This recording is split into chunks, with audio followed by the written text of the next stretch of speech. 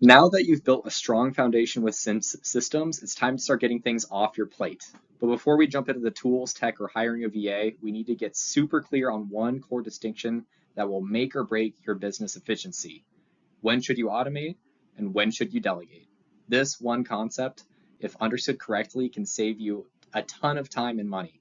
But if you get it wrong, you'll end up buried in broken tools and overwhelmed team members. So let's break it down. Here's the core difference. Automated tasks are ones that are rule-based, repetitive, and predictable. Tasks that should be delegated are ones that are creative, variable, and judgment-based. If you can map a task with a clear yes-no decision tree, automate it. If it requires nuance, empathy, or human problem solving, delegate it. So here are some examples of automated tasks. Lead follow-up sequences, CRM tagging on status updates, sending onboarding materials to new clients, moving deals through pipeline stages, triggering task reminders or team notifications. These are repetitive tasks that rarely change. They just need to be done consistently. But here are some examples of delegated tasks. Sales conversions, handling objections of any kind, custom client communication, social media engagement, VA project management. These involve tone, judgment, or relationship building, even if there's a framework in place.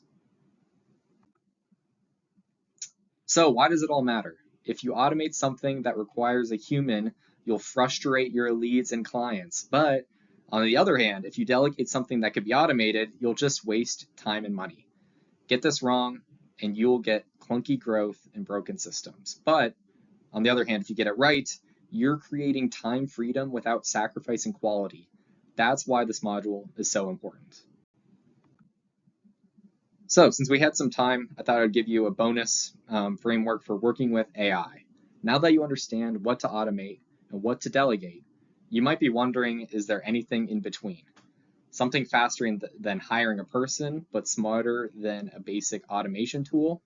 That's where AI comes in. So a lot of tools that you've probably heard of, such as ChatGPT, Claude, Perplexity, and other large language models, sit right in the middle of the automation delegation spectrum. They can't fully replace a human, and they aren't rigid like traditional automation, but when used correctly, they can handle a huge chunk of your back-end work with surprising effectiveness. So what's the catch? They're only as good as the prompts you give them. If you treat AI like you treat Google, just asking vague, one-liner questions, the output will be mediocre. However, if you approach it like you're giving real instructions to a junior team member, you can unlock real leverage. That's why I want to introduce you to a simple framework I use every day, and that's the RPAQ prompt framework. This is used to help you get the most out of AI. So here's the framework. It starts with role. So whenever you open up one of these tools, start by telling the AI who to be. So for instance, maybe you're an operations expert. Then P is for problem. Describe your situation. So that could be, I'm writing an SOP for client onboarding. A is clearly ask your request. So can you draft the SOP in detail using these inputs? And then finally, Q for questions, invite clarifying questions by the AI. So I always at the end include a line that says, let me know what else you need from me to help do this task well. So a full example of using this framework.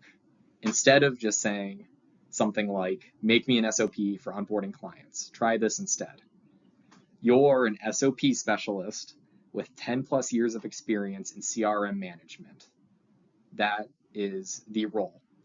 I'm trying to write a process for onboarding new clients that involves sending DocuSign e-signature documents.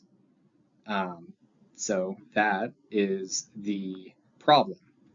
The ask is, can you draft the SOP in as much detail as possible using the attachments below? And then finally, let me know what additional info you need, including that questions area. This structure massively improves what AI gives back to you. So these are all examples on the right of your screen here, large language models. Generally, I use each of these every day in different capacities. So I'm going to talk about the difference between these different tools. So ChatGPT, I use it for SOPs, workflows, coding, and CRM optimization. Really, just for any one-off tasks that need to be done. Claude is really good for writing content that sounds human or sounds like myself. So I use it for social media captions. I use it for emails, replying to certain messages, so on and so forth. And then I use Perplexity for real-time research and sourcing live info from the web. It's your research buddy, so if you need any sort of statistics on anything or you need real-time data, I would use Perplexity. Think of all these tools as team multipliers, not replacements. They augment what you're already doing, especially for back-end work. All right, coming back to automating and delegating, let's decide what to offload first. So you might be wondering, where do I even start with any of this? I'd ask two simple questions. What tasks drain me but don't move the needle? And the second one being, what tasks are repeatable and follow a set path? Then take your list of weekly tasks and sort them using this quick decision table.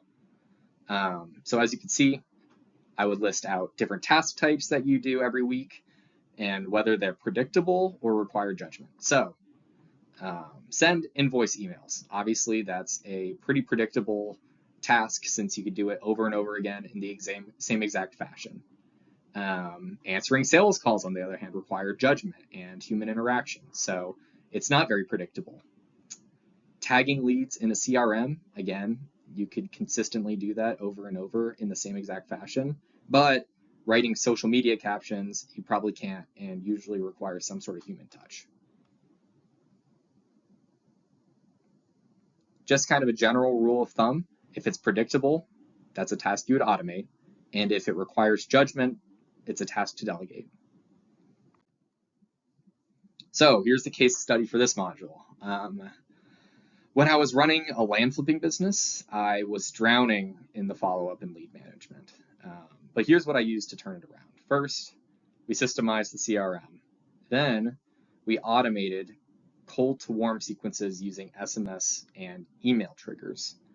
Then we delegated warm lead conversions to a trained VA. That split allowed me to focus on closing deals, scaling the business, and our overall strategy while the machine worked in the background. That's what you're aiming to do here. So here's some homework and deliverables for this module.